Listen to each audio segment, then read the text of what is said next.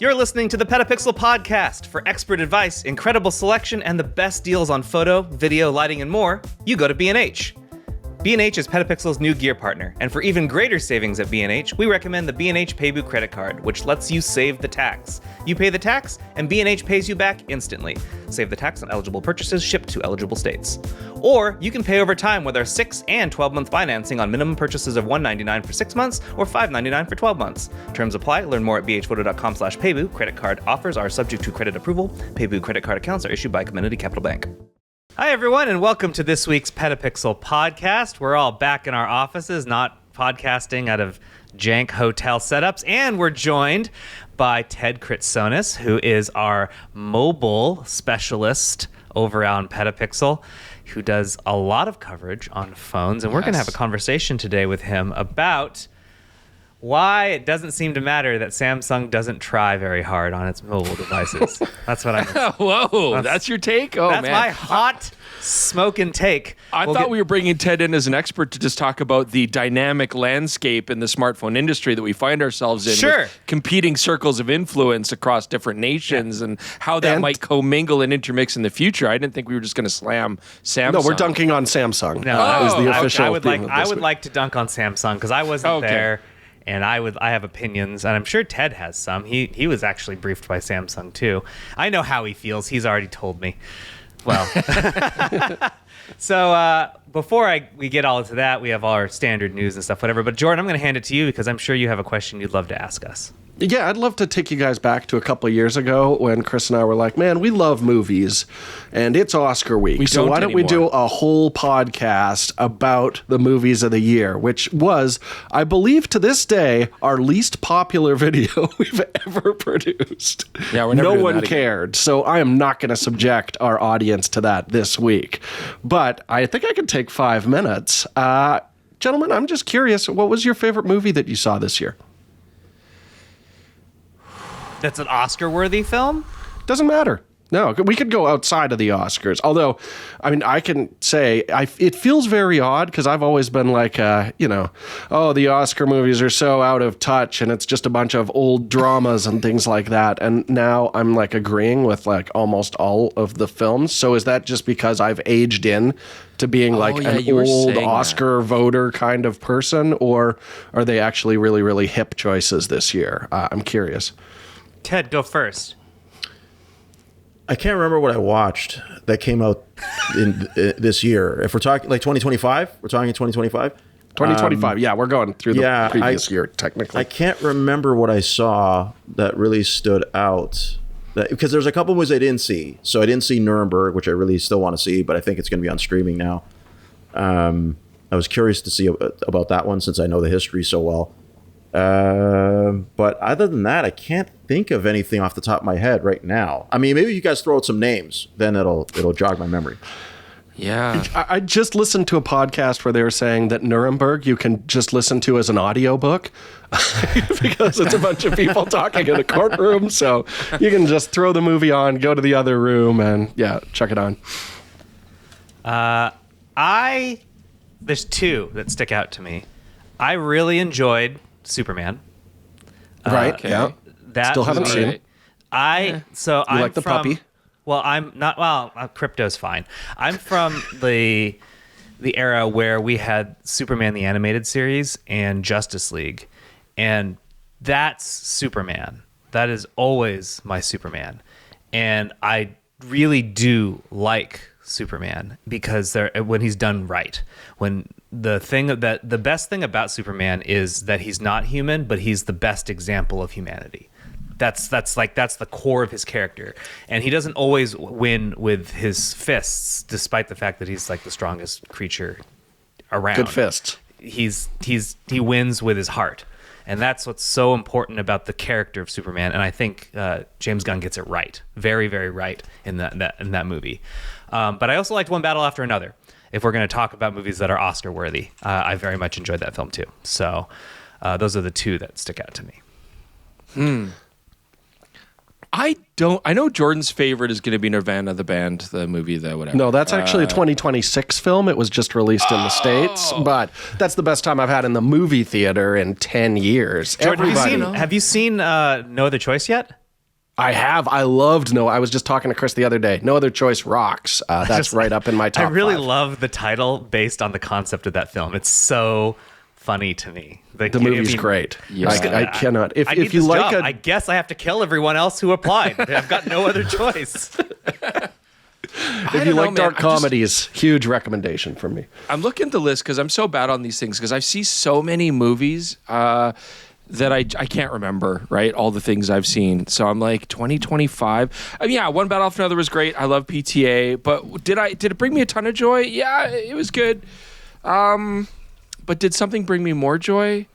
K-pop Demon Hunters brought my daughter a lot of joy. Brought a lot of people's and then daughters subsequently a lot of myself joy. watching her do it. It was a good movie. Oh man, I liked Begonia, but it was cute. I mean, it was fun. But was it great? I don't know. I have a really hard time with this stuff, trying to remember like what my favorite movie of 2025 was. Well, you gotta have your ballot 2025 sorted. Sorry, because you gotta have your ballot sorted because you're hosting the Oscar party this year.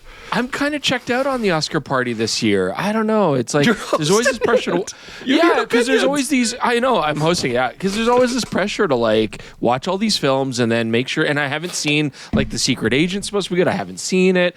Marty Supreme I haven't seen. Oh, it's good. Like all these, so I've really only seen Begonia, which I mean, I can't even believe it's not up for a lot of stuff. And One Battle. Dude, Sinners. I mean, Sinners was good. Sinners. I forgot. That's up there. That's a great movie. Well, Sinners has got the most noms. Like it's tied with like a lot of the films of the past. It's because it's excellent. Sure, it is excellent. Yeah, but it's got a big tonal shift. It's like, which I like. I don't know, man. The tonal shift is part of it. I watched Rental Family. I actually didn't like it. I thought I would. No one liked it. It was very Japanese sentimentalist. It's like a classic disease that I think Japanese films have. They just get too sentimental, too melodramatic. I don't know, man. I'll tease this because it's going to be part of what have you been up to. But I watched the entire Now You See Me cinematic universe. Yeah, I saw that. Back to back. They're trash. Why would you do that to yourself? Well, I'll go into it like what I thought about it. But yeah, I saw them all. I don't think you're supposed to. How'd you like the Afrikaans accent in the third one, right? This is bad. So this is a 2024 film, but the one that keeps coming to mind, I actually really enjoyed watching Big World and Last Dance, which are Chinese films. I watched them on the plane to China because I like to do that when I go to another country. I want to watch some cinema from that country. Those are 2024 though, but they were actually really interesting, very interesting. I liked it. It's a little sentimental. I'm just leaning into the Oscars this year. Sinners and One Battle both ripped. So I'd love to see One Battle take picture and director, and I'd love Sinners to get cinematography. If that happens, I'm very happy. This is the first time I've actually seen the movies that you're talking about, Jordan. I know. That's why I asked, because I'm like, Jaron's on the bubble this year. He knows what's up. I feel like I've seen almost as many movies, if not the same amount as Chris, which is super unusual because I don't usually watch flicks. So there you go. Should we start the show? Yes, let's do it.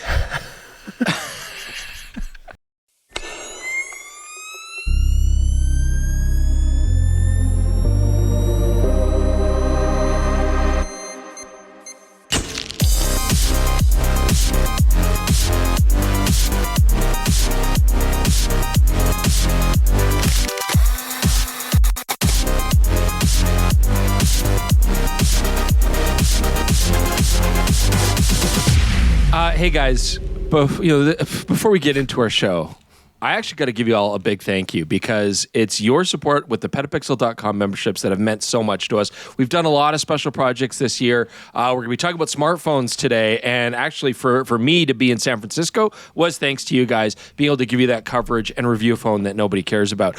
But, that's besides the point.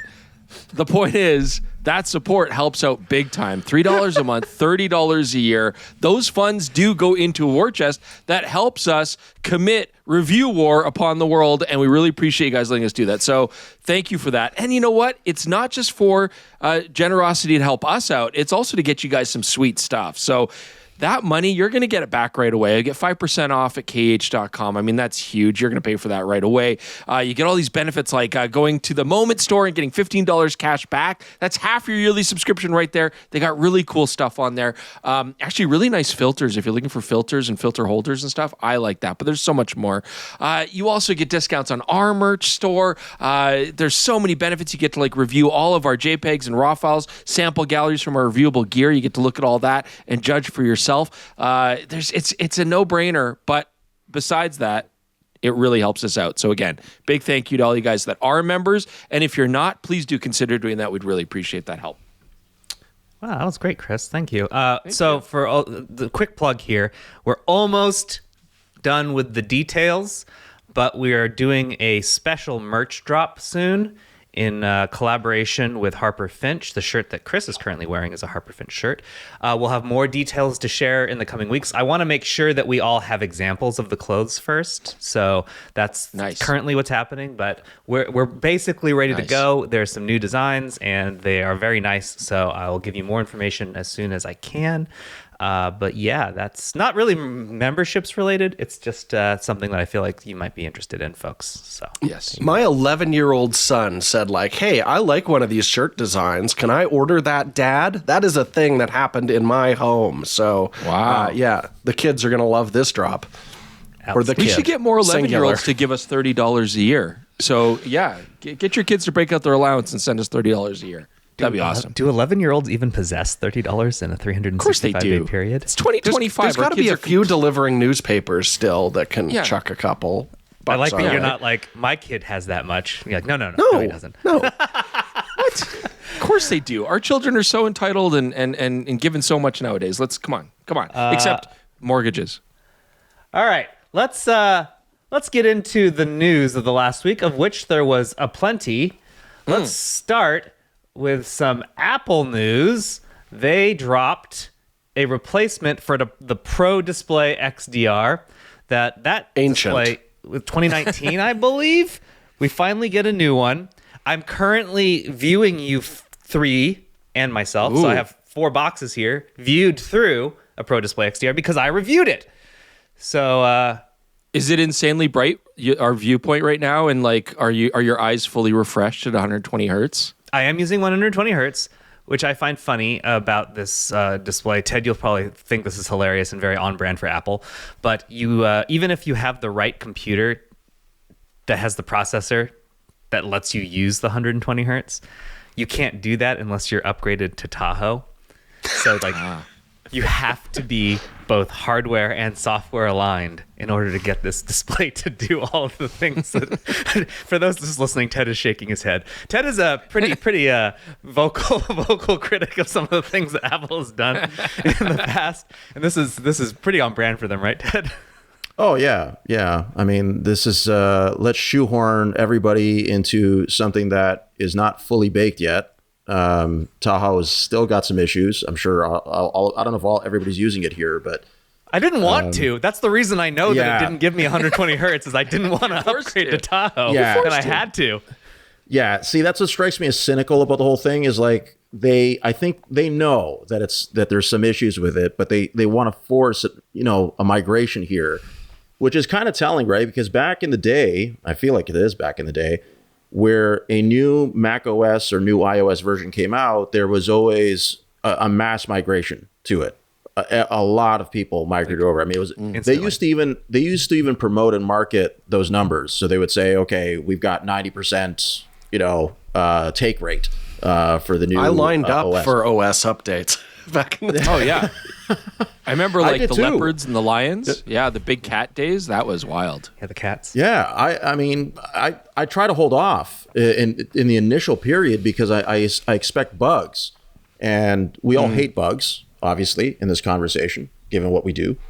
So this is one of those things where it's just another one of those Apple moves that I just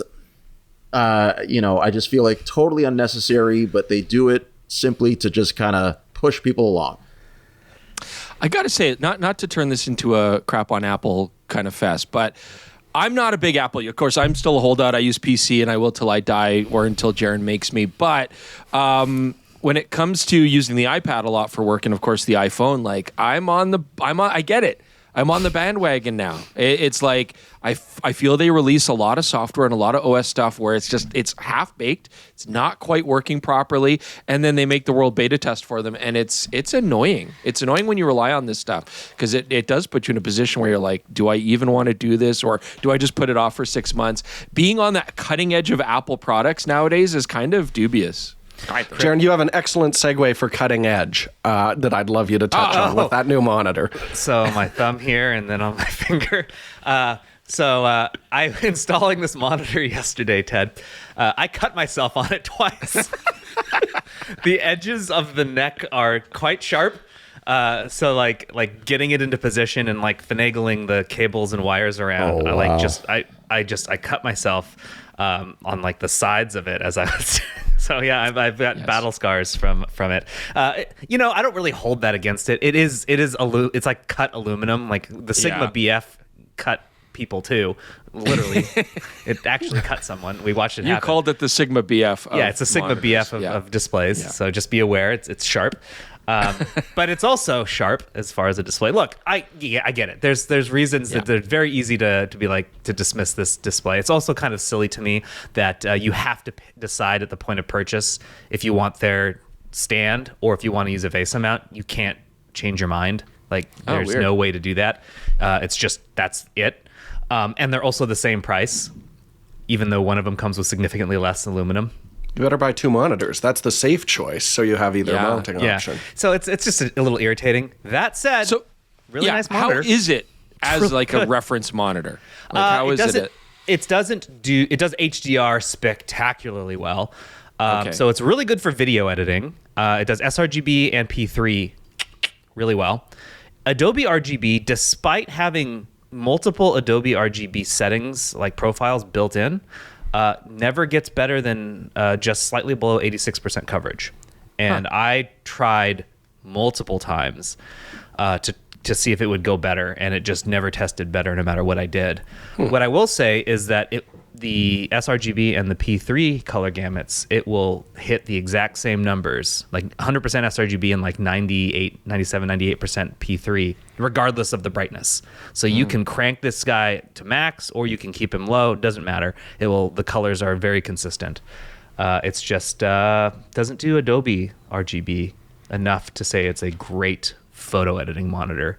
Interesting. So, but the thing is with monitors and televisions, it's all trade-offs. All like, what do you want to give up for whatever? So like OLEDs, what do you want to give up? Longevity and brightness. With LCDs, what do you want to give up? Darks. You will get halo around bright objects, but they last longer and they tend to get way brighter. So like, if you want great Adobe RGB coverage, you sort of have to get a monitor that is calibrated for that out of the factory. It's a very specific panel. And then it's not very good at other stuff. It will never do HDR because they don't get bright enough. Right. So, like, what do you want? As far as pricing goes, too, there really isn't a monitor that does everything this does at this price or at any price, really. But you pay for it, I'm assuming. You do. It's an expensive monitor. It's like $3,800, $3,900. But like an ISO reference monitor is more. Mm-hmm. So, yeah, and I feel like this class of monitor, it's not targeting photographers that specifically. No. Like this is really for video. I think is more who it's designed at, and it works which is well great. Photographers can save some money. It works well for photography. I will say, I have now printed out 2 of my photos that I edited on regular displays that are not Adobe RGB certified, and they look great. So there are people who are going to fight me on this and say that they'd look even better if you knew what they were going to do on Adobe RGB. But I don't think so, man. That's fine. You just have to account for the stuff you don't see. Yeah. So, all right. More Apple news. They announced the new MacBook Pro powered by the M5 Max. We have not reviewed this yet because I was not in the country when they mailed this to me. So I have not had a chance to run it through its paces. But from what I've seen, it is very good. It's going to be, if you bought a MacBook Pro like 3 years ago, this is going to feel super fast. But my guess is if you had one from last year or even 2 years ago, it's going to be a marginal upgrade. I'm really not butting up against I'm one of those performance. 3-year guys. Yeah. Are you? You bought one 3 years ago? Yeah. So I figure it would be a pretty big jump. Usually they are. So with Mac, with a Mac, usually, especially with their own silicon, a 2-3 year gap, usually you see a pretty big jump. Sure. I'm sure there are tons of people that are on the original M1 still, the M1 series, and this will absolutely blow it out of the water. Yeah. What were you going to say, Jordan? Actually, which chip was it that they kind of not skipped, but they didn't really? Was it the M3? No, not the M3. Was it the M4 that they didn't really? They didn't do Ultra, I don't think, on the M4, but they did the Pro and Max. That's it. Yeah. Okay. Because I thought there was finally at that same level. Yeah, because I thought there was one that they didn't really push too hard on, and I think because the M5 was already sort of on the assembly line, so to speak. So that would make sense. Yeah, I was just going to say, like, I feel like I've hit a threshold where I don't care about render times or anything like that. Using the M3 Max that I'm doing right now, editing with, 8K raw footage is seamless while I'm working. And that's all I really care about. Once we hit that point, I'm not going to feel a need to upgrade until essentially I have to for some other camera development that comes down the line. Because, at this point, the benchmarks are just like, you know what? I actually don't mind having an extra 3 minutes to go get a coffee on my export times on a video. So then out of curiosity, I'm just curious to see what everybody thinks. Would it make sense then for Apple to consider skipping a year between generations? I would be in favor of it. But I feel like it's all tech industry now. It's mandatory for... Are we living in a place where we've plateaued everything? Like, sensors are plateaued, processing's plateauing. Well, processing doesn't plateau if you look at it beyond 1 year. Sure. So sensors, it takes more than one. You gotta go. It's not that it's plateauing. I guess the question is, are people realizing like we don't need to be updating all the time anymore? You certainly don't. Smartphones is another great example too, I think, to be honest. Oh, definitely. Yes. Yeah, for sure. I think what Apple's thinking is essentially where Ted's at. When he bought a computer 3 years ago, now he might be in the market again. So they have to constantly be at the who's ready to upgrade stage. So skipping a year means they likely skip a whole year's worth of sales because those people weren't going to buy the computer that was there the year before. They were waiting for the next one. So could they? Yes. Will they? No, because they still need to make sales and they still have to make their shareholders happy. And they're only going to do that by continuing to sell to somebody. Next one. Peak Design launched 4 new travel line bags. This travel line used to only have one thing in it. Ted, you used that bag. I used that bag. The original travel bag. Yeah, the backpack. The original travel. So popular. Backpack. What did you think of that, Ted? It's okay, but the thing about it is that it's a bit rigid inside. So I'm all for the protection. Look, it's great. You can put your gear in there and everything. You can make some adjustments, although making the adjustments is not as easy as I would have thought it was. And now, fortunately, I got this bag. I actually did buy this bag, but I bought it with a gift card, and so ultimately it didn't really cost me anything.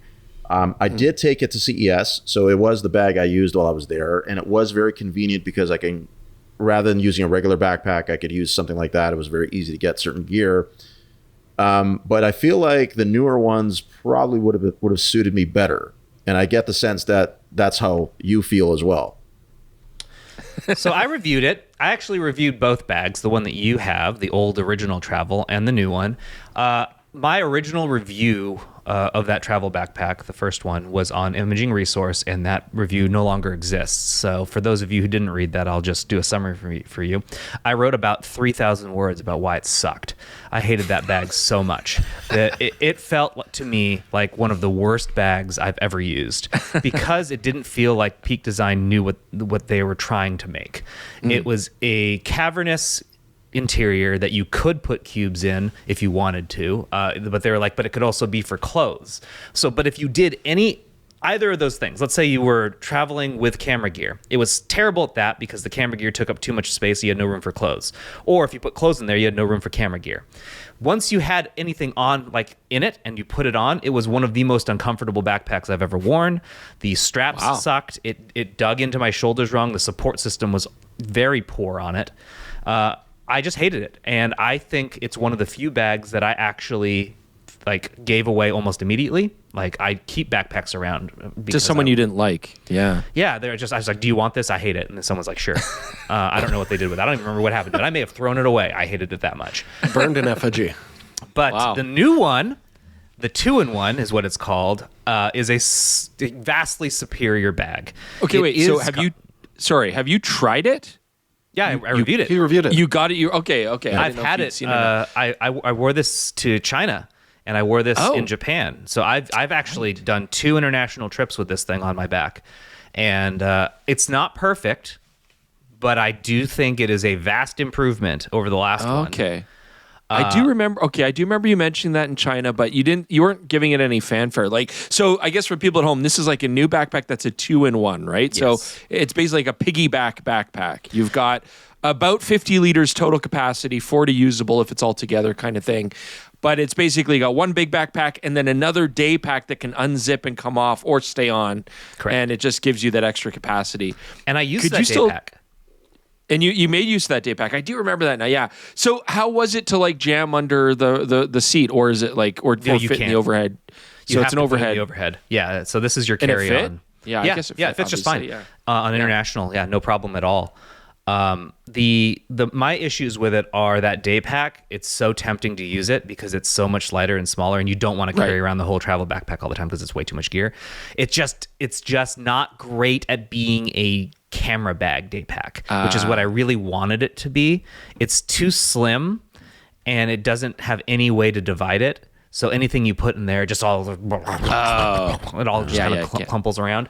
If you're not being a photographer and you just want something to carry, like a water bottle, a jacket, and like some small necessities, perfect. It's great at that. That makes sense. The second you put a camera in there, it's like, boy, this thing's digging into my back because there's no real support there, and it just kind of sticks out funny. It didn't stop me from doing it. I put cameras in this thing multiple times, but I just wish it was a little bit better. Huh. And in my pictures on my review, you'll see I've got a water bottle in there. That water bottle is somewhere in Japan right now. I think it fell out when I was. Did you find the main backpack then had decent usable space, or is it a little bit too slim as well? It has, considering it's. It won't. I don't think you can put like a 1D in there. I think that's too tall. You can't put it in with the lens attached. So you would have to take them apart and then lay the camera down. But like your A7R5 would fit just fine. Sure, but it'll fit in anything. I put an A7 IV with a lens attached and 2 more lenses, plus my TX1, my film thing, my Peak Design travel pouch that has all my tech stuff in it, and multiple other things in there without issue. So I like it. The thing is, it's just really easy to pack it too really, really heavy because it's kind of big. So I always overpack when things are too big. So I'm probably going back to my Shimoda. I see. I do love Shimoda bags. Yeah, I think they're, for my money, they're the best that I've used so far. Just for anything. Like you can camp with them. They're very versatile. You can put the camera gear.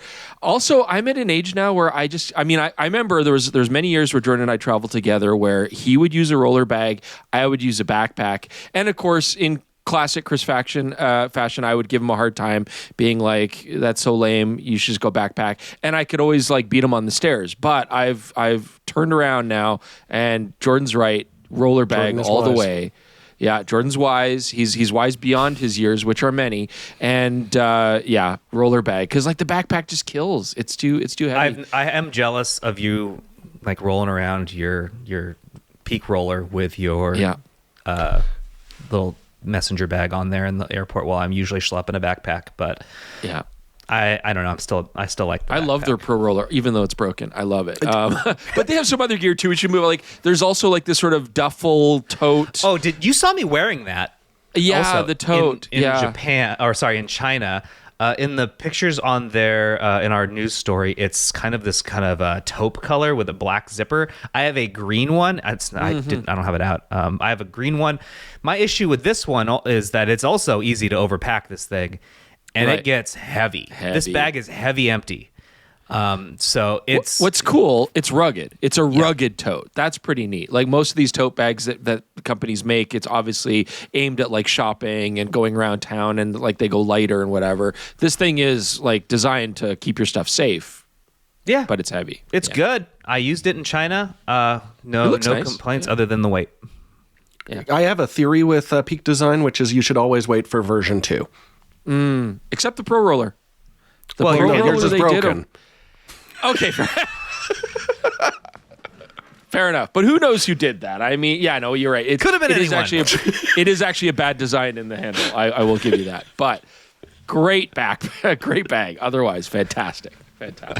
No, they make great products. My camera strap is a Peak Design for both my cameras because now I have an A7 IV now too. So for my A7 III and A7 V, I use Peak Design straps. They're great.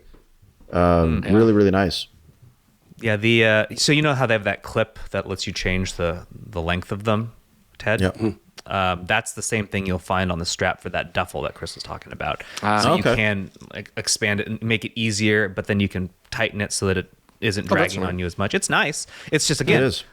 I was wearing that and this backpack together, and I don't know. I was basically carrying my own body weight on me, and it was just a lot. I got tired in the airport, and I was really wishing it was a roller. Let's say, like I said, they just get a little heavy. Nice. Hey, Jaron. Yeah. Looking on your screen, like, so I've got my Shure mic and it's just going to a USB cable, but look on your screen, you got this like contraption on the side of it. What is, why do you have that? What is that? So you guys, Chris Suck. and Jordan. I know. Okay, that's not what I was going to say. Oh. But you guys have Shure's USB capable microphones. The MV7i, is that what it's called? Should be on the side of your mic. Anyway, I have the more original. This is the SM7DB. This is more like the one that they're known for, but it's an XLR only. Ooh. You looking for the name of it? MV7 Plus. MV7. The I is the one I have. I have the I. Okay, so you have the MV7. So the issue with XLR is I don't plug this directly into my computer like you guys do. I have to find another way to do it. Well, Shure makes this little adapter here.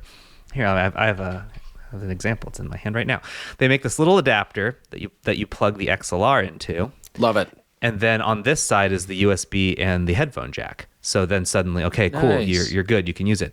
Well, this one didn't have as much cool stuff digitally as your two mics do through Shure's excellent Motive Mix app.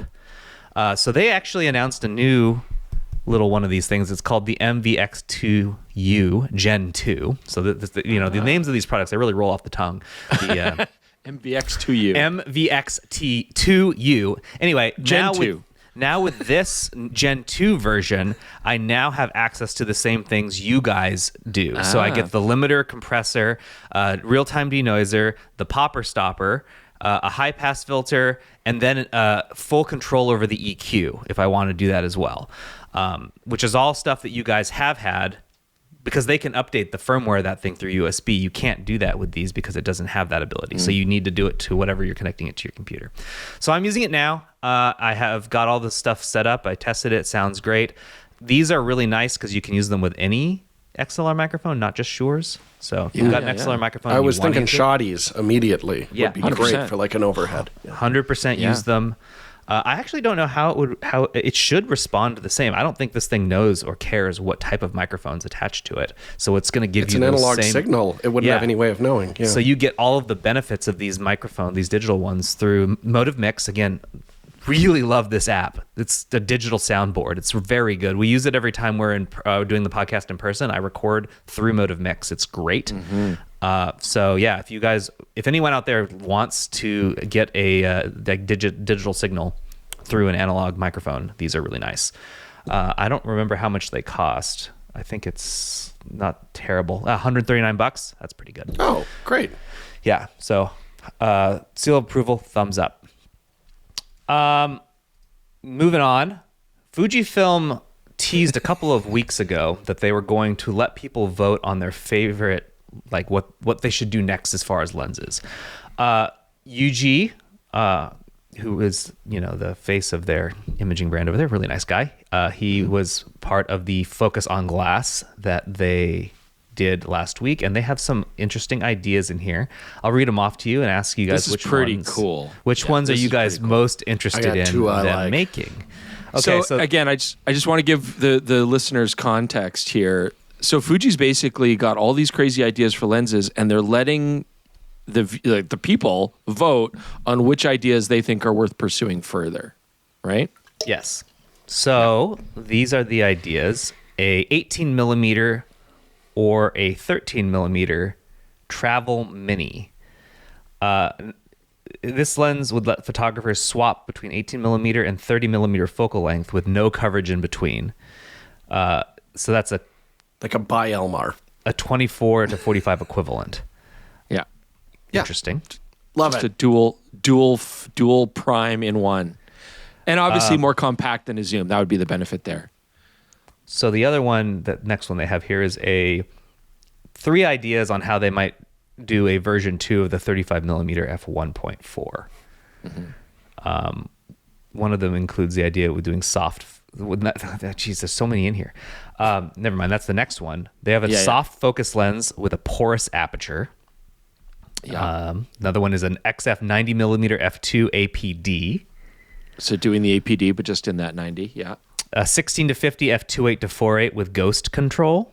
Which is to say to have nuts ghost, like crazy ghosting. So a lens where if you love flare, you love ghosting. I probably for a lot of cinema work, I could see that being pretty cool. You could have it on purpose.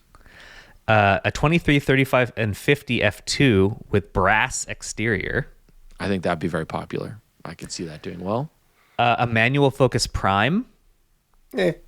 How about some Cinema Prime T1.2 lenses? Jordan would shoot them at 1.8 There's anyways. a pile over there. I'm good. Okay, all right, fine. How about a 16 to 80 f2.8? Sure. Absolutely. 24 to 120 f4 depth of field equivalent in Fujifilm. I would be all over that. Great idea. Make it tomorrow. Even Ted likes that one. Yeah, well, it gets even crazier. It's so versatile, right? So I think a lot of people would be into that. This one's sick. How about an 18 to 50 f1.4? Ooh. So like a 24 to 75 f2 full frame equivalent. Yeah. What, Jordan? I don't buy into Fuji for like giant exotic glass. I feel like it kind of runs contrary to it. It's cool in principle, but it wouldn't be one of mine that I'm like, they should jump on that immediately, because that f1 50 mil, they're like, let's push the envelope a little bit. I don't like that lens. They push that envelope too hard. Well, yeah, I've got good news for you, because another one they want to do is maybe a 33 f1. There you go. If it's good. It would be big. I get it. I mean, part of the point of going to APS-C is you want to keep things small, but yeah. Last one is a 14 to 140 f3.5 to 6.3. Right. But they want to make it a good one. Yeah. So Jordan, you said you had Cameron's a couple in here that you were excited about. Which ones were they? Yeah, the 16 to 80 in the bi-Elmar. That's going to be my name for it. I think 2 focal length primes makes so much sense. And having a great travel option, because I don't love the 16 to 80 f4 Fujifilm brought out with the power zoom. We didn't find it optically that compelling. So having a great travel zoom in that would make a lot of sense. Yeah. Chris? I mean, the one lens that stands out here for me, not because I think it's cool, but just because this is one that Fujifilm's definitely going to have to do anyways, is the 35mm f1.4 version 2. I mean, they have to replace it. The old one doesn't quite support the 40 megapixel sensor very well, so it has to be improved. But it's neat that Fuji's saying then, like, okay, we have to do this. What would be most important to you? Do you want it to be as light and small as possible? Are you okay with like a little bit larger and heavier so that it's weather sealed, maybe better autofocusing speed? Like, they're giving you the option to say, like, where do you want us to push the envelope? What do you prefer? I think the whole idea in general is pretty cool. You don't see this from manufacturers very often, if at all to this degree, where the engineers are saying, look, these are all the crazy ideas we have. Which ones do you think we should put effort towards, right? I think that's a pretty neat kind of process. Just even if the vote doesn't matter as much, it's still neat just to show the buyers this is like all the directions that we think of when we're manufacturing lenses. This is all the thoughts and ideas we have. Which one appeals to you? Personally, for me, I think the brass exterior primes would be really cool because they seem to have like a totally vintage look, and they're going to brass, and they've got like different font, and I think the character would be really, really popular. The old school lenses looked really cool, and I think they want to mimic that. Cine lenses, Jordan doesn't seem to care too much. I'm on board with the 16 to 80 2.8. I think that's a no-brainer. I don't know, 18 to 50 1.4. I'd be up for that. Ted, did any of those jump out to you other than the one that you already expressed excitement about? Well, the 16 to 80, like I said, I think it's versatile, right? But I think we're not sure exactly who they're targeting with this, who's most likely to respond to this sort of thing? Is it enthusiasts? Is it the prosumer? Is it the smartphone photographer that wants to ramp up into something like an APS-C sensor? If that's the case, in the latter case, it's definitely the 16 to 80 because you're covering everything you more or less would shoot with a smartphone anyway, and you're doing it with certainly better glass and a bigger sensor. So I would go with that. A few of them on the list are niche. So porous aperture, the ghost control. I mean, those are, even the cinema one, I think those are more niche. So it wouldn't surprise me if they make one of those or maybe a couple of those to cover that type of user. But if I were to put money on this, I think the 16 to 80 probably gets made at some point. Yeah. So for anyone who didn't know this is not the first time that Fujifilm has done something like this. Back when they announced the X100-6, after X Summit was over, this was a very large X Summit. Like, they had hundreds of people there. They essentially is like, all right, everyone who's here, just like gather. Well, yeah, you weren't there. They said, everyone come over here, gather around. We want to show some stuff to you. And they put a bunch of these lens ideas on the projector. So we're thinking about this. What do you guys want? And one of them that was on there was a version of the lens that's on the X100, but interchangeable. And everyone said, we want that. And guess what they made? Except Chris. Chris was like, no, forget that. Useless. Blah. Well, okay, sure. When they launched the XE5, what was that, a year and a half later? Guess what that came with? The exact lens that everyone asked for. So, except for Chris, when you weren't there anyway. This works. They ask people what they want. If enough people respond in the way that they are looking for, they actually go out and do it.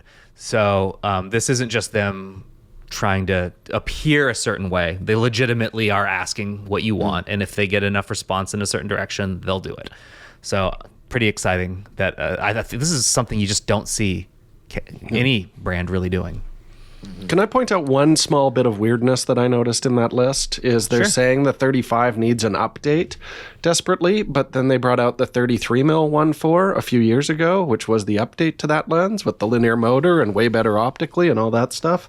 So why do we need an update on the 35? Like, I know some people are like, it's the vintage look and everything like that, but then why are you making it bigger and sharper? And that lens makes no sense to me. So anyways, weird Fujifilm, not getting my vote.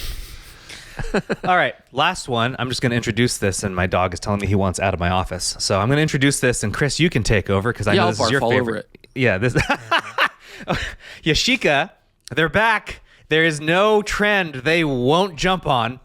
They have announced the Tank, which is a $100 point and shoot. Take it away, Chris.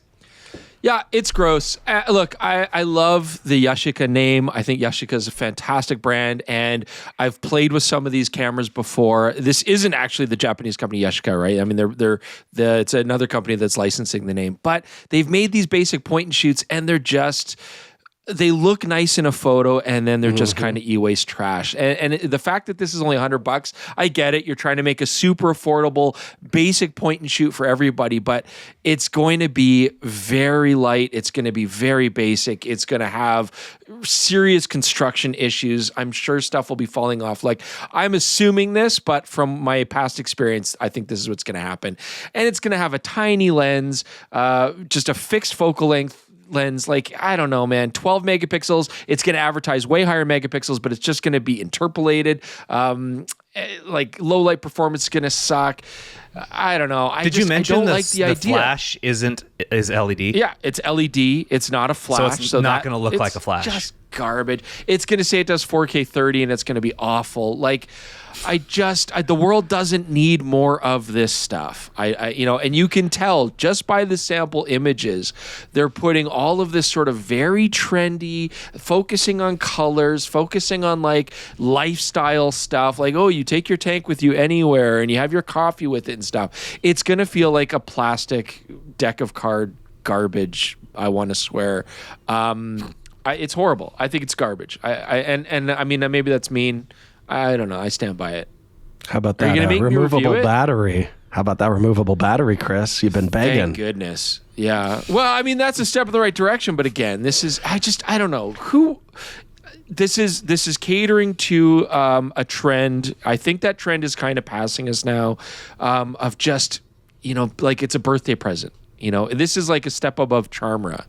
And I know that's what they're trying to do is they're trying to like, oh, okay, for $100 you can have this, and your kid will appreciate it more and stuff, or, your friend will appreciate it more. I don't know. It's the photos are going to be a letdown and the image quality is going to suck. And like the camera build is going to be terrible. And that flip up screen, 180 degree is going to be rickety feeling. And it's just rickety. Yeah. I guarantee it'll be rickety feeling. Yeah. I want you to review it in audio before you've ever touched this. And then if we see the camera, just see if everything tracks to your exact predictions. But I want to be on the record. Jaron, I do not want to review this camera. Yeah, Please don't make us review this camera. I'm not going to do it. What I find interesting is that the way they've designed the lens, it looks like it's supposed to be like that the way they used to like compact in and out like telescope, but it doesn't. It's just flat. It doesn't telescope. Yeah. So like it's just designed to look like it. Looks like an old Fuji XF10, which is one of the lovelier cameras ever made. Good design. Sure, they're knocking that off. It's easy to make it like they don't. When you look at the shot, like the camera itself, right? The sample photos, the lens is what, a 4.05 millimeter f1.8, but then the official documentation, it's not that. It's like a 2.3 millimeter f2. Like they can't even get that stuff right. Like it's just trash. I don't know. What I find funny is sad because the Yashica.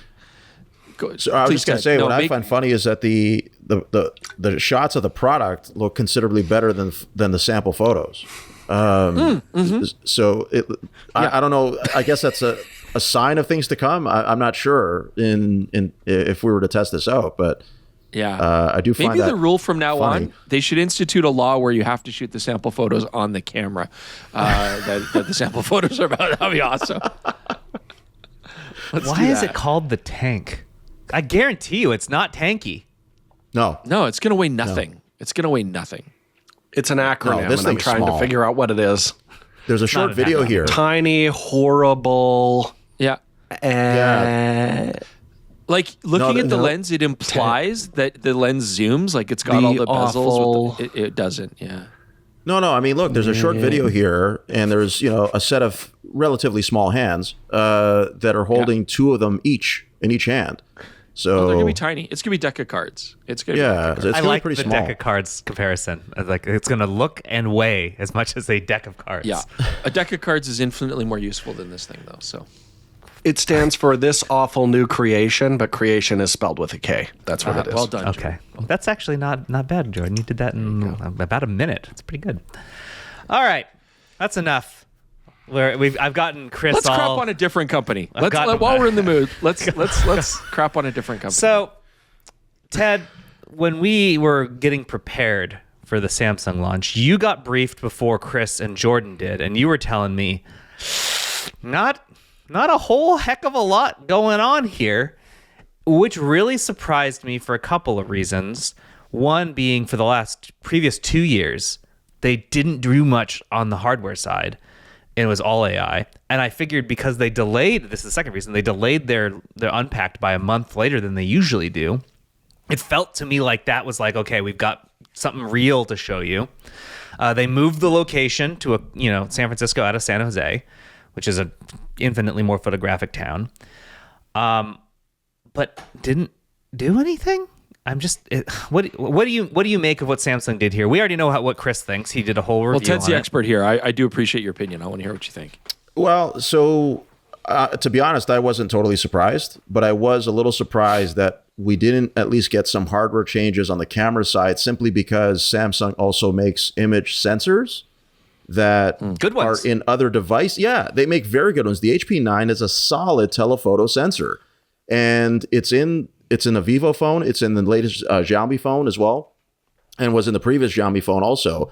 But for reasons that I cannot understand, I'm working on an article for the site to try and find out. I've already got questions out to Samsung executives to find out about this, but they will not put it in their devices. They've stuck to the HP2 for their main camera for I don't know how long now. It's I think going back to the S23 series. So that was a while ago. And wow. Yeah, it just, for whatever reason, and I have not gotten a straight answer, this company does not seem to want to roll the dice at all on hardware. Now, on the battery side, we know why, because they're still traumatized from the Note 7 and what happened there, even though silicon carbon, I think, is a proven technology and does the very thing that they were trying to do back then with the Note 7, which is to cram more capacity into a smaller space. That's what silicon carbon does. But they still don't want to do that. So the 5,000 milliamps that you get on the battery looks positively small for an Android flagship by today's standards. Even if we're talking about phones that are available here, based like from OnePlus or nothing, right? Never mind what the Chinese brands are doing, which is crazy. So what we have is a sort of orderly stagnation, if I can call it that, because it seems like this is by design. They're not forced into this position. They just keep churning out the same thing. And I suspect part of the reason is because they're not being pushed by anybody. So Google is not going to push them from the hardware side. And on the other hand, brands like OnePlus and Nothing that are available in North America do not have the traction with the carriers to offer an alternative to people. Because over here in this part of the world, most people still buy their phones through their carriers. So I'm going to say this, and I'm going to say allegedly because, it is my opinion rather than stating fact. I am of the mind that we essentially have two parallel cartels that are going on. So we have the big three. So we have Google, Samsung, and Apple that are on the manufacturer side. And then we have the big carriers in the US and in Canada that effectively control the market. So if a company like OnePlus and Nothing cannot get in with the carriers, then they don't have the visibility and the purchasing options that are available for the big three. I don't know for a fact if those big three are in bed with the carriers to keep it that way. But, it's just kind of interesting. It's kind of interesting that when companies like OnePlus and Nothing come along and try to undercut those guys, that the carriers aren't interested in carrying them. Yeah.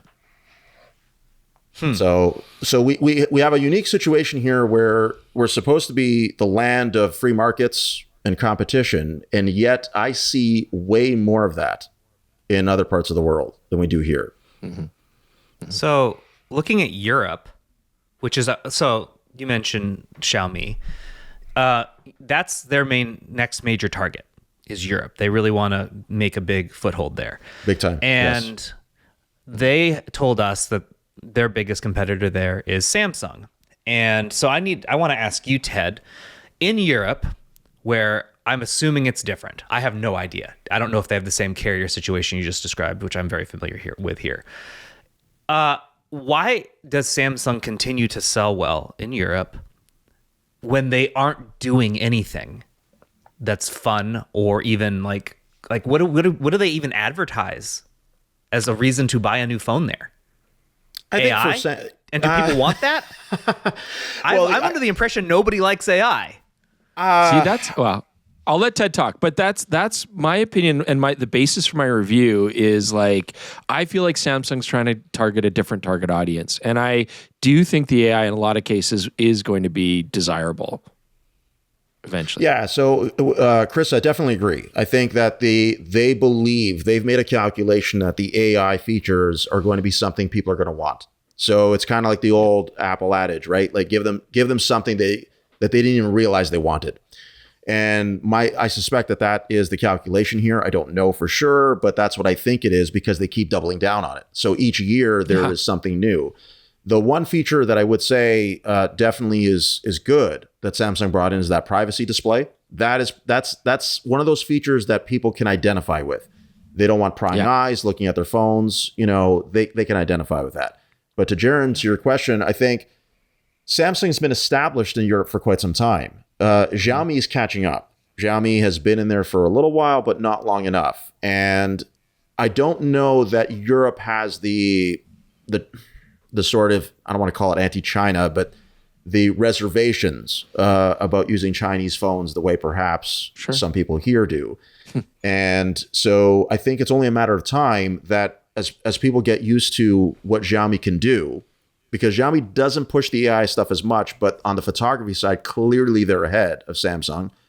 So I would not be surprised that if this continues, if we have the status quo continuing here for a period of time, that there will be, I think Xiaomi will probably nip at their heels. And it's not just Xiaomi. I mean, other companies like Honor, Oppo, Vivo, they're all pushing hard into Europe. And they will be pushing very hard into Europe this year because every flagship, including the foldables that they're going to be coming out with, will be coming to Europe also. Yeah. Wow. I remember talking even several years ago to some of we work with a lot of writers in the UK. And all of them have always said that, like they've been using Huawei forever. We never saw Huawei in the US, but they were like, we buy those, no problem. So to just backing up what you said, that they don't have the reluctance to purchase a Chinese product like North Americans do. Oh, I think whole Huawei thing, like that very publicly smashed down that company, right? Like in North America, there was a very clear message of like, no way, not going to happen here. Yeah. Well, remember, Chris, Huawei was in Canada. It was available, and it had some carrier support too. So it was that whole thing. I mean, it's a big what if, right? Had that never changed, had Huawei just been able to enter the market and then open the floodgates for other Chinese competitors, that would have been a very interesting landscape here. But of course, we know why that didn't happen, and so we're in a situation now where like I said, we have a market here that's actually quite closed compared to other markets. And there are other reasons for that. I mean, we've talked about this before on the show where the blue bubble, is a thing in North America, whereas the rest of the world laughs at that because they don't care. The sort of brand loyalty, particularly to Apple, is, I think, more of a North American phenomenon. It does exist in other places in the world. It certainly does as a status symbol. But Europeans and those in the UK have no problem or qualms switching. There's not as much, the brand loyalty is not there at all. And in China, it definitely isn't there. Though they will change on a dime if they feel like, one brand, it gives them more than the other does. Even year over year, they'll be willing to do it. So we have a question it's for a you, very Ted. different state. Sorry? I got a question for you, Ted. Sure. You've been saying for years, so I guess to give context, the Xiaomi 17 Ultra, that was the first Chinese smartphone that I'd ever used to that degree, right? I read your review and I saw your video. Yeah. Right. And I found that experience quite revelatory. And I know that, yes, the 17 Ultra is not really changing much from the 16 or even the 50. I get it. But for me, that was the first time I used it. And I found it to be a revelatory experience because of how it felt to use as a photographer. And you've been telling me for years, you're like, Chris, the Chinese phones are like, wild. Like you have no idea what you're missing, right? And I didn't because we are fixed in this, we've touched on Vivo here and stuff, they're like, hey, can you and I'm like, the market won't bear it in North America. There's just no viewership for it. So there wasn't a point in reviewing it. And this was quite revelatory. The question I want to ask you is, obviously Samsung is deep in bed with Google, right? Like they're bosom buddies. They're using a lot of Google. They're using all Google data for their AI photography, if you want to call it that. I use that word loosely in relation to that. In China, what kind of, do they even have the capacity to do AI imagery that same degree? Do they have the same kind of data? Or is that why they're shying away from it? Because the Xiaomi felt very much more like a photographer's phone. Go for big sensors, interesting color profiles. There wasn't really a lot of AI. There wasn't really any at all. I mean, I know it's in there, but they didn't obviously in the talk back about end. it Sure. at all. They didn't mention it. It wasn't in any of the pamphlets we had. Yeah. We had of course the product briefing. Here's all the stuff that we want you to know about it. Not a single mention of AI that whole time. Yeah. Is that just a strategy, or is that they don't have the data? So I think I wouldn't say they don't have the data, because I think it also depends on the brand we're talking about. So, for example, Xiaomi will not push AI as much. There is an AI editing suite. So if you're editing a photo, there's an entire AI editing suite in there. Is it as good as, let's say, Google's? No, but it's there. There are even editing tools for video where you can chop things up. It's almost like a CapCut type thing. So that they are there. There aren't going to be the same AI features, let's say, that Samsung pushes in, puts across for, interpreting languages and things like that. You're not really going to see that as much. I find Honor is the Chinese brand that pushes AI the most. They just put the word AI in everything that they're doing. I mean, it's, they showcased. Samsung. Oh, yeah. I mean, Honor showcased the robot phone, which has a built-in gimbal camera at Mobile World Congress in Barcelona. I saw it. It's very interesting. It'll break within 45 seconds of you buying that thing. That thing drops. I mean, all bets are off. But but snap right off like a twig. I'm very curious to see how they're going to reinforce that thing. But when I think of the AI that Samsung pushes, so if we're talking about, for example, okay, we're editing a photo, we're using AI now. I have an overcast scene. I want to change it to a sunny day. Vivo was already doing that in the X300 series, and they did it well. Really well. And so that's why I think if I were to summarize this, depending on the Chinese brand we're talking about, there's strategic and tactical about it, more so than Samsung sort of is building its entire ethos around its mobile devices on it. So I expect we'll see more as this year goes on with from all the big Chinese brands. I wouldn't be surprised, but I think it is incremental as opposed to piecemeal, the way Samsung does it, if that makes sense. Yeah. I know, like I went. How do I want to put this? I don't think I was easy on the Samsung phone, but as a reviewer, I'm trying to look at what's unique about the brand and what they're trying to target to an audience and then showcase that, right? I do appreciate the brighter apertures. Sure. I still think that's a significant improvement, but the image quality looked exactly the same. The only comment I would say about the image quality is I think there's a lot of people that enjoy that look because it is vibrant and rich and contrasty. Not everybody's a photographer or wants to even tweak and play with stuff. I guess the question I think the Samsung quality of life improvements are huge. And I know they're trying to push that, and that goes beyond our review because that's not what we're reviewing. But taking pictures of documents and having it corrected for you, using Nudge, having all that stuff. And Google's going hard in the paint on that as well. And I'm sure when we see the next Google phone, it's going to be very similar to this. I guess the thing is, does your average smartphone user want to make a photo out of an existing photo? Is there really an appeal to change the sky in your photo, put your dog in your lap, and change your clothing? I think to some degree, from a quality of life standpoint, yes. From a creative standpoint, I don't know. I could see how somebody would say, hey, what would I look like in that jacket? I could see that being but that's not photography. That's totally a quality of life benefit. When it comes to hey, I want to put my friends, in front of a ski hill, with a boa constrictor around our necks, how many people want to do that, right? I will say, and I said this in the review, I do think the AI this year was noticeably better quality than last year and faster. So more seamless. And, even some of the stuff that I was playing with, I was impressed by, and I hated it at the same time. You know what I mean? I was like, yeah, I created some bumblebees. They don't look terrible. I hate that.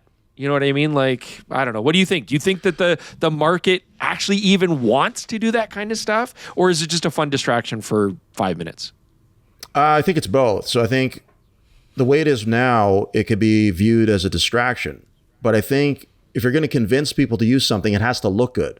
It has to look, it has to look credible, right? And the way that they've implemented this AI, where you're changing the day, or you're changing it to night, and then you're taking something out or putting something in, I mean, I've seen too many mistakes in trying this. So to the point where it gets the item wrong, or in some cases, because again, a lot of it's prompts, right? So if you're saying, okay, I want a hot air balloon, in the horizon in the sky. I mean, for some reason it puts a moon there. So, so like it's clearly, it's got room to improve, no question. Sure, lots. And then like if you want to cut somebody out of one photo, because this is a feature that they promoted for this device. You take someone out of one photo and then put them into another. The thing that they don't tell you is that you can paste someone in, and in some cases it might even change the person's pose, but it doesn't necessarily adjust the lighting to match what the scene is. Sure. So in the end, okay, you've succeeded in pasting somebody in, and the edges are there and everything, but it looks awkward. It looks very, very awkward. Yeah. And there's a weird thing too that I've asked about, and I haven't gotten an answer yet, is to why when you do this, when you paste something, you cut something from one photo, paste it into another, why the resolution drops. Because if you look at it, if you pixel peep, you'll notice that there's a disparity there, and I'm not sure why that happens. So it's just weird. I don't have an answer to that, but it's something that I have noticed. I tried an experiment with my kid though. I took a picture of him in awful light in the living room, and then rather than cut him into another scene, I changed the living room to a ski hill. I put him in a helmet and ski jacket, and I actually asked the prompt to change the lighting to match the ski hill, and it did. So it went from like no contrast yellow interior color to sun from the side, some side light. Like, did it look amazing? No, but it did a way better job than last year. Like last year, you could put like vehicles and prompts and stuff, and the wheels, it would have like an extra set of wheels and stuff, right? I didn't really notice that this year. It seemed to be far more realistic looking. You could still see halos around stuff, but even in just the basic stuff like changing the tone of the photo to warm or creating a sunset, I felt like it did pretty convincing shadow creation, put the sun in a reasonable spot, added rim lighting effects. Like, I mean, it's by no means perfect, and it still made a lot of weird mistakes. I was off put by the fact that I would change the color tone and then it would, for whatever reason, erase some people in the photo. That was weird to me. You know what I mean? Like, so yeah, every part of my soul screams out in anger against this stuff. Like, it's awful, but I still have to test it, and I felt like it was getting way better. It is. So go ahead, Jaron. So I just find the emphasis that the like Samsung and Google are using is really weird to me, because sure, some of it's proprietary, but a lot of it isn't. Like, I would say half the Samsung announcements are Google technology. You're right. I remember, I think it was last year, maybe the year before, the headline feature was Circle to Search, which is a Google feature. Yeah, so it came I to think Google it's phones just like 2 months later. And even on the thing, they're like, oh, you can use Google for this, or you can use Android, or you can use Samsung for this, or Bixby you can only use for these functions. Like, they're already segmenting all of these AI features into a variety of packages, which just seems very short-sighted to me, because other companies can offer this same basic functionality. Sure. If the hardware's not changing, then you have nothing that you are actually producing that's setting things apart, right? Yeah. Like a great AI image editor could absolutely drop for Android that's available on all the platforms. And then you're stuck with 4-year-old hardware effectively on the main camera and things like that. That's where I think the Chinese companies are very smart, is they're saying like the actual device that you're buying is noticeably improved or significantly better than the other options out there. That's where I think Google and Samsung are really misstepping right now. I mean, Google, like every Unpacked event, they have a Google exec come out and talk, like for 30 seconds about how great Google is at their Samsung launch. Like, yeah, it's telling. It's clearly a very tight relationship, and they're Samsung, I think, is very dependent on Google, not the other way around. But I'll say that I think Apple benefited from its lack of AI, like the whole AI catastrophe where it didn't launch correctly with the last phone. They were forced to do something interesting hardware-wise in order to maintain their relevance, and this is probably their best-selling phone in several years. Because they made hardware changes. And that's why I find it fascinating that I'm watching Samsung here make none of those, well, they make very few hardware changes, even after seeing their main competitor do the opposite and do it real well. and succeed. It's just I don't know about super real strange well, to me. Well, compared to their nothing, anything is real well. But I think Apple's going to use AI a lot for quality of life benefits, right? I think we'll see that. I agree. I think I would bank on Apple doing it more for usability and not as much on the camera side. But who knows? I think what the issue for me with all this is that the way the Chinese brands are approaching this is they're saying, we want you to feel different, right? Like, Chris, I think you intimated it very well. Like, you explained it very well, and that it felt revelatory for you. You used the device and you felt like you were taking photos, not snapshots. Yeah. You felt like you were creating something.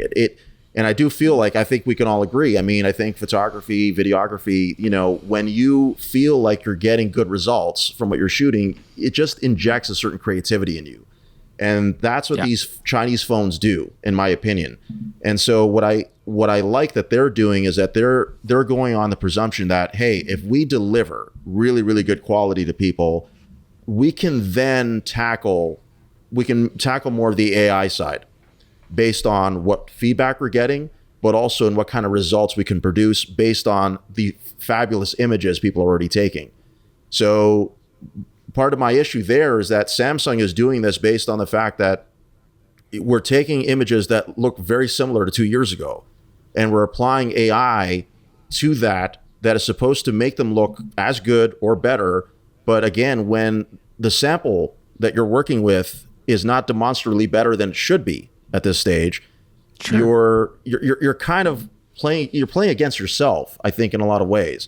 And that's been my biggest criticism, I think. Well, one of my biggest criticisms for the approach that Samsung and Google take is that there's an over-reliance on what you can do with a photo after, not necessarily with how we're capturing it to begin with. Mm-hmm. So 100%. In the end here, Ted, I really want to ask you, you've clearly shown, or talked about at least, that Google, Samsung, and Apple are significantly behind hardware-wise versus Chinese brands. But it doesn't seem to matter. And I mean, do you agree? Does it matter People don't how far know behind they are? Jaron, people don't know. That's the thing. They don't know the now, difference, anecdotally, anybody I show that I know, friends, acquaintances, when I show them the results I get from Chinese phones, they are floored. They're they're just flabbergasted. They can't believe what they're looking at. And we've gotten to the point now where if I'm going to an event, let's say it's a birthday or something like that, and they know me obviously as the photographer, so it's like, okay, hey Ted, make sure you bring that Chinese phone for the photos. Bring one of those Chinese phones you have for the photos. Or even if I'm at an event and it's like, okay, hey, can you take a photo of us or whatever, Okay, but don't do it with your phone though. Do it with your phone, that phone that you're using, right? So again, these are amusing, anecdotal scenarios and situations, but they happen so frequently with me that it's telling to me that there's if people were more aware of what is out there and what's possible and what these other companies are doing, I think they would pay more attention. It's just that, we're closed off here in this part of the world. Yeah. Because none of the carriers are willing to bring it in. And if you want, you can buy a Chinese phone here. I'm not saying you can't, but you have to import it. Yeah. So tech savvy people are like, oh, just bring the phone in and set it up. It's like the average consumer doesn't want to do that. They absolutely do not want to do that. Yeah. Yeah. Yeah. A lot of consumers don't want to pay outright, right? And so that's where So you're saying it doesn't matter. It doesn't matter how far behind these companies are until there's some way for people to see what they're missing. And make it easy to access it. Yeah, I think in a cynical way, these companies are coasting and not really innovating in the way that they could, especially with the resources they have, the collective resources that they have. They're not doing it because they're not forced to. And the North American market is very lucrative. Everybody wants a piece of it. And the Chinese companies, I think, have made the calculation that, we can leave that to last. We'll take over everywhere around the world and establish ourselves there until you cannot ignore us anymore. And maybe that's maybe that's the overall strategy. I wouldn't be surprised, but that's kind of the way they're going about it right now. You can't really let go of the concept that Canada might open itself up a little bit more too here, considering everything that's going on. Who knows? We should. But I mean, yeah. But it seems more likely. Yeah. I agree. Canada would do it first. Yeah, Canada would do it first. Mexico already has some of these devices, by the way. Yeah. So it's already kind of happening. But if it's going to happen further than that, I think, probably Canada opens the door first. Yeah. It is interesting to me to look at the analytics from our reviews and how the Samsung review that Chris did has 70,000, 80,000 fewer views than Xiaomi's video. So like Chris, you mentioned before, like we didn't review them on the channel because we didn't think we'd get the viewership. I think we'll get the viewership. So well, sure. Exactly. It was more, I mean, and our reach is global, which is awesome. And so it's true. That's why we're doing it, right? Because people are like, hey, you got viewers in places other than North America. And you're like, yeah, you're right. So yes. And I mean, let's also keep in mind that like up to this point, the Chinese phones that have been sent to us were not internationally available versions, right? So it was a lot of hacking and like nobody wants to do that. I didn't want to do that. It was awful. Whereas now, I mean, this Xiaomi 17 Ultra is an international version. It was all fully loaded with the Google apps. It worked seamlessly. So yeah, Well, I just got to correct you there, Chris. I got to correct you there for a second. Xiaomi has had global versions of the Ultra going back to the 13. You're right. You're right. Yes. Yeah. So for a long time. I'm just saying the ones that I played with. Okay. The ones that I fair played enough. with. Yeah. But yeah, they skipped the 16. So last year was the 15, and then this year was the 17. And also, we didn't mention it, but I just want to give it a quick plug because it was really good, and I wrote about it on the site, is the Lights phone. So that was the Leica Lights phone by Xiaomi. So a bit of an offshoot of the 17 Ultra. Has extra Leica features in there. It's fabulous. That's a camera that happens to be a phone. Totally. Well, and again, that's straight out a perfect example of trying to make a phone for a specific European market in a lot of ways. Yeah. They didn't give us that one. They wanted us to be specifically looking at the Xiaomi one. So sorry, they gave it to me. So we're still good. Yeah. Nah, I know. What's funny too is the people that we were with, they had the Lights phone version, and we did get to play with it and see. The Xiaomi people knew what the better one was for photography for sure. All right. It's at this point that we switch to the "What have you been up to" section. And Ted, we're going to lead off with you. Is there anything you want to talk about that you want people to make sure they know about what you've been doing, or anything you want to talk about?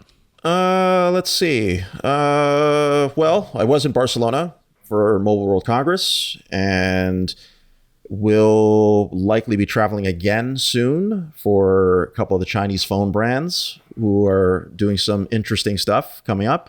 In fact, I have a litany of phones in front of me. I went to Barcelona with 8 phones, and there were more waiting for me when I got home. So, yeah, is customs just like, what the? Yeah, so it's kind of wild, in terms of all that. But so it's okay. It's great to see all the the kind of the crazy innovation that's going on, and not at all levels, not just the flagship level. By the way, even at mid range, the Chinese brands are really really impressing me. So, and then last thing, I am looking to do a YouTube channel as well about mobile photography. So nice. We can obviously talk more about that off camera, but yeah, I think nice. I got stuff to share, so I feel like I should. I see. Don't lead it off with a Samsung review, or your initial views will be disappointing from my personal experience. Yeah, it's got. Well, again, it's the privacy display feature I really like. I was kind of skeptical about it when I first saw it, but it's one of those things very, very useful. And they showed more of that tech actually in Barcelona, where you can only half the screen is dimmed, or only certain notifications are dimmed, whereas the rest of the screen is normal. Just sort of isolating what is dimmed with that technology. So I think they've got a winner there long term when it comes to that feature, at least. Nobody wants strangers to see your algorithm. Come on. Right? Yeah. It's true. So I hinted at this earlier. I want to talk about the Now You See Me cinematic universe. Oh boy. Because I saw this on the so I was on JAL, Japan Airlines, and they didn't have a huge movie selection, but they did have all three of these, and I'd never seen them before. There's three. And I also didn't realize how there's three of them. Oh, okay. Yes, the first one was in 2013. I think the one after that was in 2015, and then it was 10 years later they did the third one. It came out last year. So here is my review. The original movie, 6 out of 10. It's fine. Perfectly acceptable, fun romp. A little stupid, but that's fine. It was novel. Went into it with like, I like heist movies. I like magic movies. Why not a magic heist movie? Sure. Great. I'm in. Now You See Me 2, 4 out of 10. Huge drop in quality. They like retconned major plot points. And in fact, if you watch them back to back, at the end of the first movie, they show like newspaper clippings of one of the character's father, and then they start the movie showing that same character's father is like to go back in time. Here's like some more information. Completely different person. The one that they showed in the end of the clipping, he's like bald, and then this one he's got kind of a handsome young man. So it's just like it made no sense continuity wise.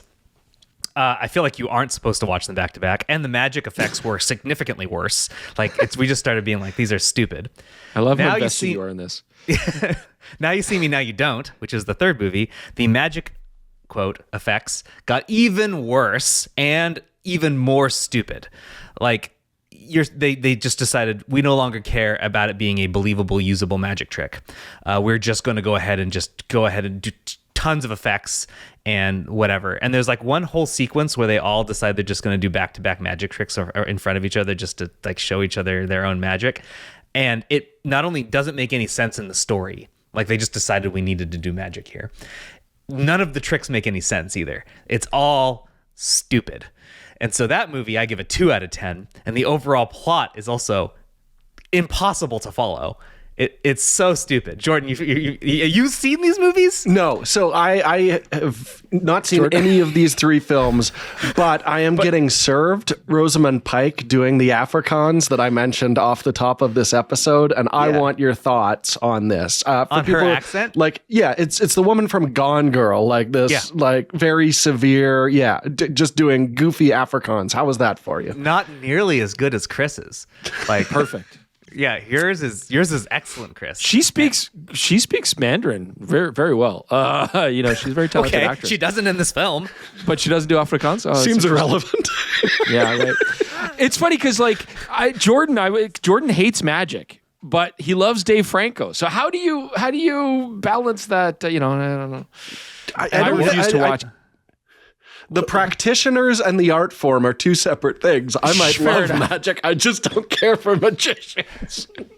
And so Dave Franco's the bomb. My question is each movie a heist of a different, like, are they pulling off a job on each one? Yeah. The first one is the only one that's really like super heisty. The second one almost gives up on the heisting. There's still something they're trying to like do with the magic that's that way, but it's like way downplayed. And the third one is yes, but also similarly downplayed. It's like not the main thing. They're just doing magic as like distractions essentially. And like, I don't know, it's super stupid. Like, do they distract you from the fact that you're watching a crap film? I guess. I mean, do they? When I was watching the first one, I was actually like watching it. Like I gauge a movie's success on whether or not I forget I'm watching a movie and I'm just like enjoying the story. Sure. I was painfully aware that I was watching a movie for that third one. Like I'm just sitting here like this is dumb. This is a dumb movie. I feel like so much cinema now is just like a long Instagram reel. Like it's bad, dude. I need to seriously, like, how many movies is Netflix going to make about like strange aliens attacking the planet? Right? Like it's bull. Yeah. I did nothing. What have I been up to? Nothing. Work. Just reviewing things, writing 3,500 word articles about AI. Yeah, I don't even remember what. I don't know if I was even. Thank you, Ted. I appreciate that. And from you, actually, that means a lot. Yeah, you enjoy the process of writing, I think. Yeah, like it seemed like you kind of enjoyed it. using it. The Xiaomi was great. That great was obvious. Xiaomi. Yeah, and I think I have to play with like a Vivo X300 now, don't I? It'll blow my mind or something like that. I don't know. We'll see. That one's coming. But yeah, The what I've Ultra. also been up to, nothing. I want to watch more dramatic films. I can't I need to watch films that don't have gunfire or explosions in them right now. Because you know what? Actually, I saw a movie. Okay, because I tend to go back and watch older films. And I say older, I mean, because I was still alive at the time. But so I watched on my flight home for my trip. I watched The Fugitive, which I hadn't seen in full in many years. Many years. Great movie, by the way. Great movie. And so that's, if you want drama, but also, some suspense. Totally. And I mean, that movie's got it all. And Harrison Ford and Tommy Lee Jones are great in that. I also like too that with that movie, the cops aren't stupid. So, right? Like the cops are, that helps. Like they're capable, they're intelligent. It's just, it's a cat and mouse game, but it's one where both the cat and the mouse are pretty intelligent. And so I think that's partly what makes that movie work so well, personally. Yeah. It's crazy. I just grabbed my phone because I have an ongoing list of movies to watch with my son. And currently at the top of this is The Fugitive for the next one up there, right alongside Safety Last and Master and Commander. So, I will be watching The Fugitive in the very near future, especially if I can get a good 4K disc. Ooh. I mean, Master and Commander's an amazing film. It's a little violent. Speaking of cops that aren't stupid, in the Now You See Me cinematic universe, the first movie, they obviously break laws, and so they had to go into hiding. In the next two movies, they also break numerous international laws, but at the end of each film, they just get to live publicly in their own lives, and we just get to ignore the fact that they've committed multiple laws or are wanted in multiple countries. That's why I don't like magicians. But isn't that like the Fast and Furious movies? Isn't the Fast and Furious movies exactly like that? Like, so I've those heard are also the Fast bad and the films. Furious movies are only bad if you don't think of them as a shonen anime. They're effectively anime, but with live action. So then if you look at them from that perspective, they make more sense. But that's the stuff in anime that I hate. Well, I will give no such none of that to Now You See Me. Those movies don't make any sense regardless. But see, the first Fast and Furious movie was good because it was about a subculture in a lot of ways, right? Street racing. Yeah, they morphed. Yeah, but when it morphed to we're saving the world with cars. Yeah. It morphed to, hey, we're making hundreds of millions of dollars every time we release one of these pieces of trash. Yeah. And we're gonna go over a submarine, and I look, it morphed into something unintelligible in a lot of ways. But they've broken a lot of laws. I'm happy for Vin Diesel. Oh, sure. All right, we're running out of time here, so we're going to do one tech support. Please let me do what I've been up to. Please. Oh, what sorry, have you been up Jordan. to? Sorry, yeah. What have you been This up to? is very quick, but in Portland, Oregon, there is another Jordan Drake, and he is shopping for a car right now and going to every dealership and giving the wrong email to all of them. So Jordan Drake in Portland, please double check. I'm just getting while we were talking here, I just got are you still interested in the 2013 Silverado?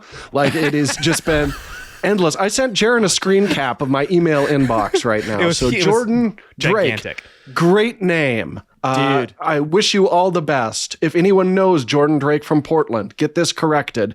It is driving me crazy. And I can't block it because all these different dealerships are coming from different addresses. I get that too, which is weird because my name is spelt so strangely. And I feel bad because there's some lady in England that belongs to a church group that is not getting notifications about the Bible studies that she's supposed to go to. And there's another lady in the States that is not getting deals on the shoes that she desperately wants to own. So I feel bad for these people. Chris does Nichols? I don't know. It's just Niccolls is a very weird way to spell my last name, but I get a lot of people that still use it. So, yes. People Go are ahead, missing their Jaron. Sorry. vacations, their cruises. Okay. There's one tech support email that I want to make sure to cover. So last week, our main topic was talking about Canon's waist level top down camera, the thing they showed off at CP Plus. I got an email from Peter Adler. Hi, Jaron. Just heard your PetaPixel podcast episode about that odd new Canon camera. If Chris is correct that they could be considering a 645 style camera, it wouldn't be the first time. Attached, and I'll show it on screen now, you'll find a photo from Bob Shell's 1994 Canon Compendium showing exactly that. A prototype 645 camera apparently never developed further. I thought you might find that interesting. You are correct. I do find this interesting. Yeah. I'm looking at it. It's hideous, but it at least looks more complete than the camera we saw at CP Plus. Yeah. Chris, thoughts? My thought are the 90s are some of the ugliest cameras you'll ever find. And they're What is this weird, universely like- disgusting. Look They're at these weird universally tentacles disgusting. it has. It looks like it's a it's a marital aid. handle for when your waist level finder viewing. Ted, let me send this to you it's so you know what we're talking disgusting. about. I don't know how, and I'm glad that they didn't make it. And I understand that like there was this whole process of trying like all these different ergonomic structures and what will work better and is there a better way? I don't know. It's hideous. If you put this beside like a Contact 645, both same era, the differences are glaring. I mean, one's a gorgeous work of art and the other is almost as bad as a Sigma camera. What I find most interesting about this is now the second time that Canon has done something Sure. to get people's attention with the same idea, Sure. but is likely to never release either of them. I'm actually now in the camp that this camera that we saw at CP Plus will never come out because they've done it before and that never came out. Jordan, We'll any see. thoughts? I think you got punked at the Canon booth. I think that's what happened there. And yeah, I think that this older camera is monstrous, but I had no idea they even looked at medium format. So that is compelling. I find that really interesting. But yeah, that's as far as I'm willing to go with this. I wonder if this is sitting somewhere in some back room. Because Oh, they had to definitely make it is. the Probably. show. Yeah, there's I a wanna prototype of touch this. I want to touch it. Where is it? Let me touch it, Canon. Yeah, it's in a storeroom in Tokyo somewhere. But yeah, right. there's a prototype of this for sure. There's no way, because I feel like even the worst prototypes, they still keep them almost as a visual, of course. almost as a visual reminder of what not to do. So Don't give the people what they want. yeah. Just don't do this again. This is what it looked like, right? And especially when you hold it in your hand, you're like, well, okay. Yeah, probably not the right move. And this is definitely not the right move. This is not a good-looking camera, in my opinion. So, All right. just saying. Last thing, the feel good story of the week to end the show. Yes. Jeff Bridges genuinely loves his new wide lux, the wide lux with 2 X's. This is the camera that he is helping put together, a brand new revival of the wide lux that they've been making now for the better part of a year and a half. It looks as though that we saw a prototype not too many months ago that was clearly unfinished. This looks close. Like we're almost there. This bad boy is almost ready to come to market. We may see this thing soon. And since nobody from the company that's making it and no one from Jeff Bridges' team will respond to our emails, I feel like we have to buy this in order to review it. And then maybe we give it away. Love it. Yeah. Jaron, you mentioned in the article that we were not able to embed this video. They've got it hosted on their site. If you can, for the love of God, go watch Jeff Bridges giggle like a full high pitch, like when he's touching the dials and everything like that. It is a soothing balm. Like whenever I open up my news feed and I get a little world weary, I'm just going to click right back to watching Jeff Bridges giggle over his new exciting camera. It rocks so hard. So go watch that now immediately. All right. Sorry, my camera did that thing where it just died. Almost but made that's okay. I had a second one. My angle's all messed up now, but what are you gonna do? It almost made it through the show, but it didn't. Anyway, there you go. That was the feel-good story of the week. I hope that made you guys feel good as Jeff Bridges does, holding his new wide lux. Ted, thanks for joining us this week and chatting about smartphones and everything else with us. Yeah, it's a pleasure, thank guys. you. Thanks Thank for you having for me. sticking around. Yeah, well, we'll have you back to talk more smartphones. Probably end of the year after everyone's stuff has come out and we've had more time. I think at least twice a year sounds good to me. So thanks happy to for come back also on anytime. listening. Thanks for listening to my detailed review of the Now You See Me cinematic universe. So, Don't watch that. Yeah. Spin-off podcast where Jaron just talks about them. just these movies. I've got thoughts. Anyway, thanks everyone for joining Thanks, us. guys. We'll catch you next week. Goodbye. Bye.